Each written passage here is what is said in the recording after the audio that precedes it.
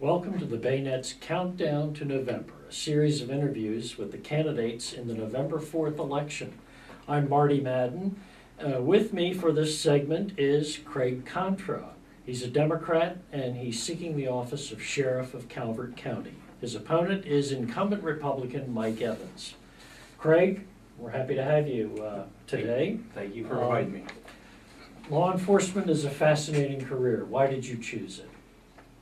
You know, when I was in high school, I always put down that I wanted to get involved in law enforcement. At the time, I ended up working at the United States Steel Mill in Homestead. Back in Pennsylvania, that's basically what you did. You got out of high school, you went there. Came to a time where the mills were getting bad, I got laid off, and then I wanted to seek my career in law enforcement. I started going to college at Boys Campus in Monroeville, Pennsylvania. From there, I got hired with the Charles County Detention Center. I started my career as a correction officer for a couple of years, and then I had a choice either to go to Washington, D.C. Police or North Beach Police. At that time, I decided to go with North Beach Police.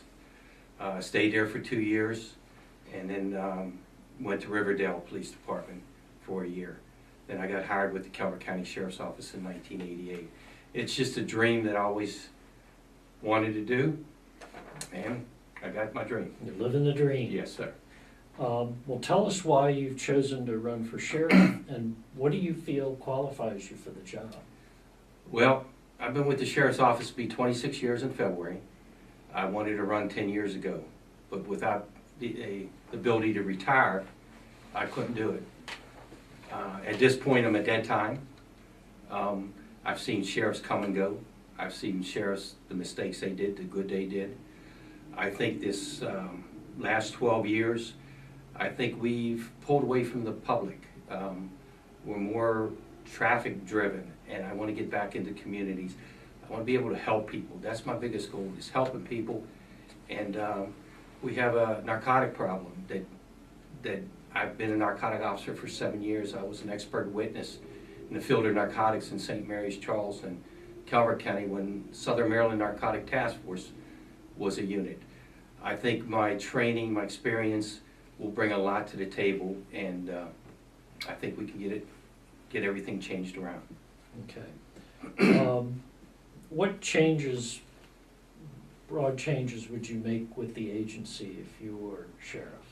There's several. I'll go over a couple. One of the biggest thing, again, is people don't know who we are. All they see us do is stop you on Route 4, really have no contact with you unless you call us. I want to change around, get more to be able to, how can you stop and talk to a deputy when he's doing 55 miles an hour? You can't. I like to get us back in the shopping centers. I like to get us out of our cars.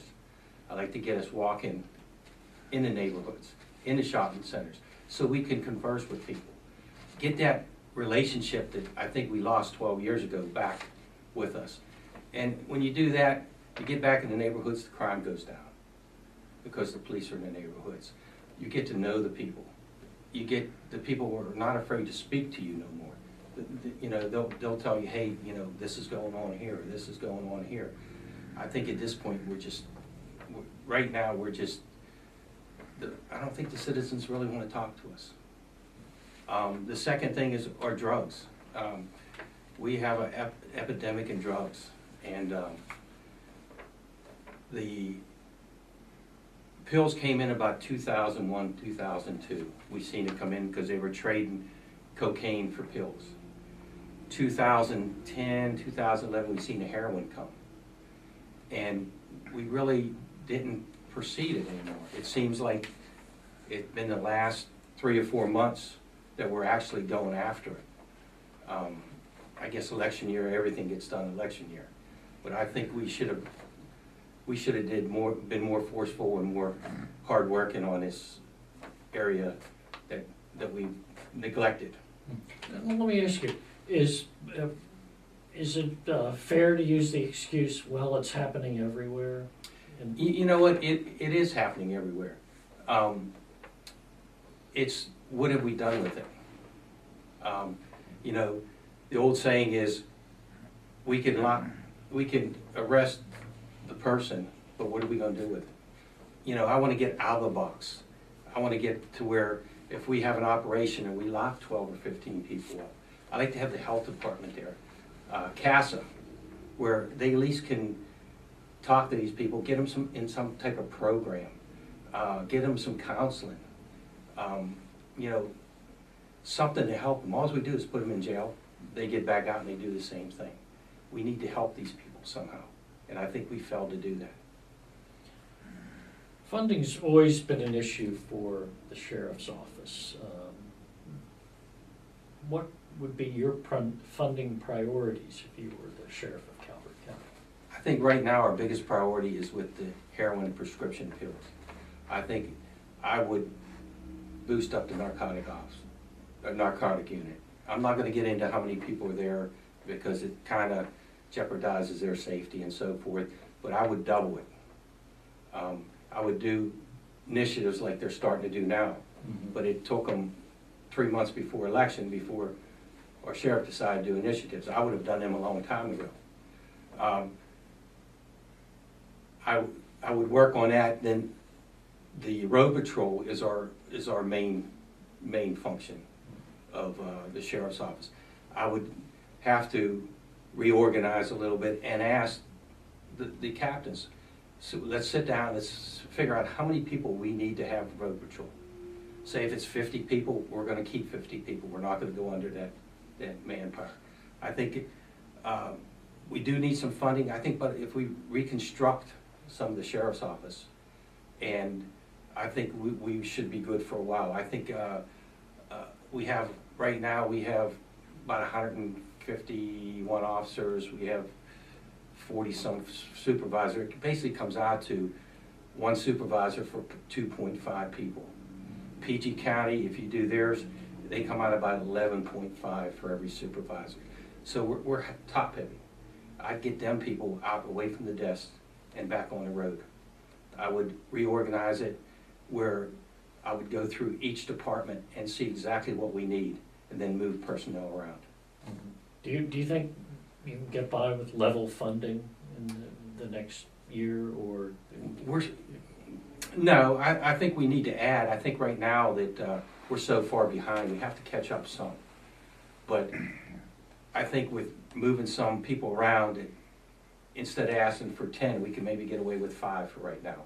You know, times are hard, money's hard, funding's hard. So, you know, you have to look within what you have in order to get what you need.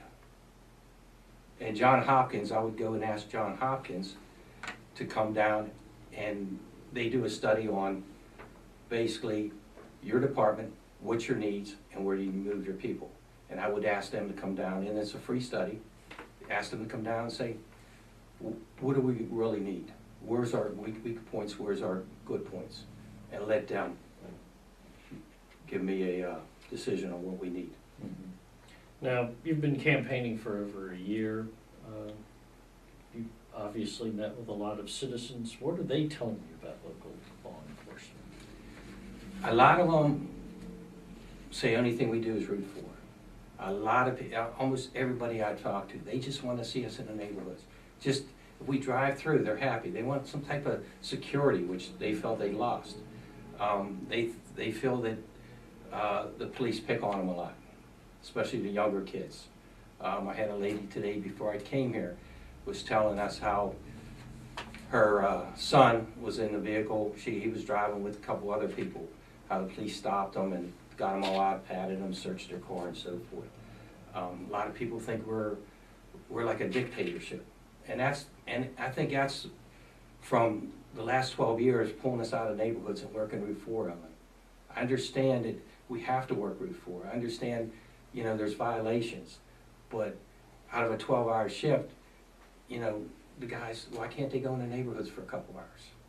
I mean, we're stat driven is what our problem is. And I want to be safety and citizen driven. And I think that's where we need to go. We need to get back in the neighborhoods. I keep pounding on that because everybody I've talked to says, we don't see them in the neighborhoods. We don't feel secure. We don't know who they are. We're afraid to talk to them. And that's what I want to bring back around. Well, obviously, communication with the citizens is important to you. Absolutely. But the sheriff also has to communicate with the Board of County Commissioners because they hold the purse strings to the funding, and the Maryland State Police because they're the other agency in the county, the other main law enforcement agency. You feel confident that you can communicate well with and have a good working relationship with those entities? Absolutely. The state police, I've worked with them now.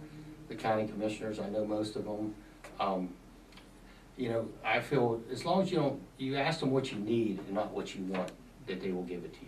I think if you restructure and they see you're trying to restructure, save money, that they will help you.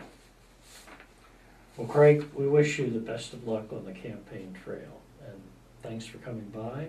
And we thank our viewers out there for tuning in for this edition of the Bayonet's Countdown to November.